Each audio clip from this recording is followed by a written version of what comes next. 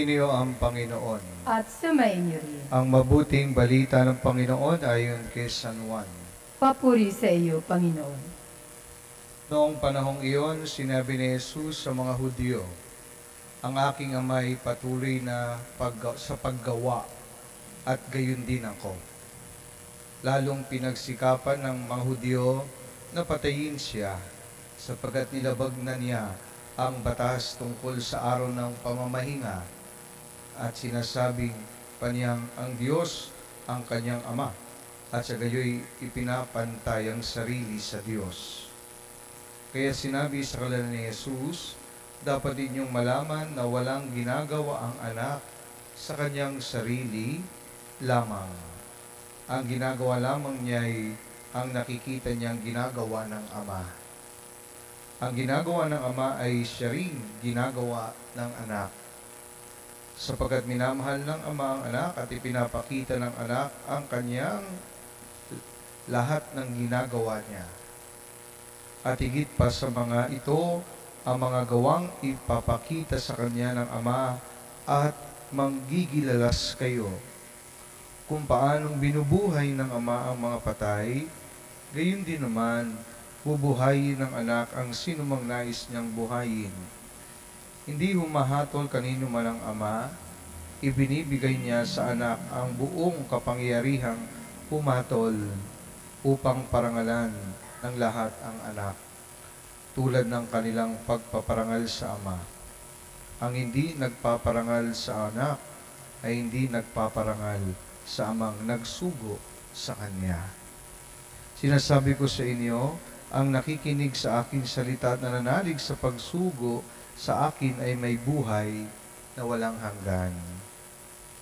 Hindi na siya hahatulan, kundi inililipat na sa buhay mula sa kamatayan.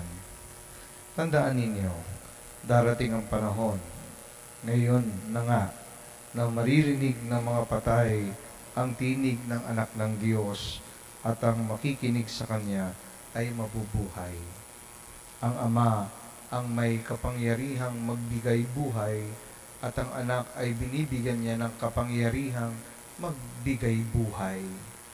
Binigyan din siya ng kapangyarihang humatol sapagkat siya ang anak ng tao. Huwag ninyo itong pagtakhan sapagkat darating ang oras na maririnig ng mga patay ang kanyang tinig. Sila'y muling mabubuhay at lalabas sa kinabibilangan nila. Lahat ng gumagawa ng mabuti ay pagkakalooban ng buhay na walang hanggan at ang lahat ng masama ay parurusahan. Wala akong ginagawa sa sarili ko lamang. Humahatol ako ayon sa sinasabi sa akin ng Ama. Kaya't matuwid ang hatol ko, hindi ang sarili kong kalooban ang aking sinusunod, kundi ang kalooban ng nagsugo sa akin. Mga kapatid, ang mabuting balita ng ating kaligtasan. Pinupuri ka namin, Panginoong Hesus Kristo. Magandang gabi po sa inyong lahat. Magandang gabi din po, Father. Salamat po at tayo nagkatipon ngayong gabing ito sa ika-4 na linggo sa panahon ng Kwaresma, ang Miyerkules. At medyo mahaba ho ang ating Ebanghelyo.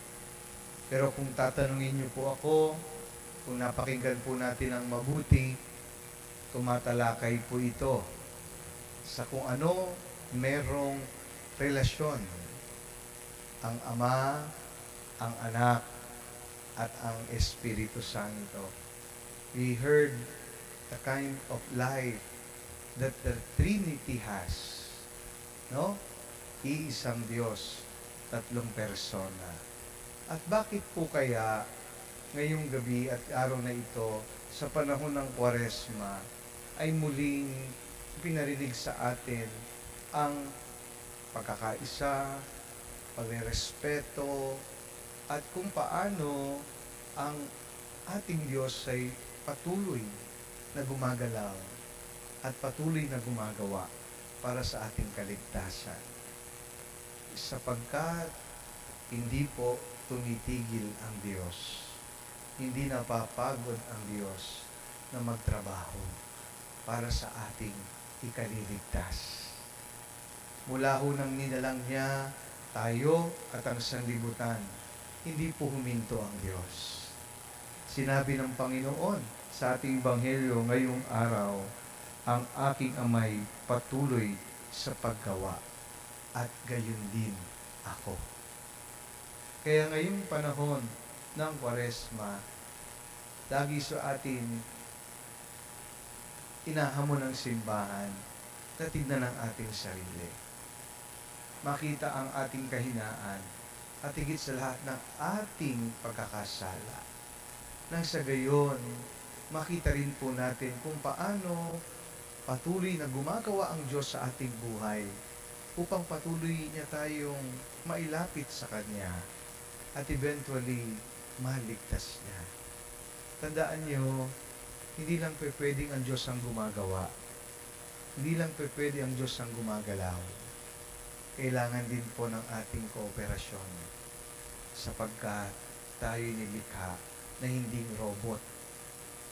Meron tayong sariling kalayaan at damdamin at kalooban at nirirespeto yan ng Diyos.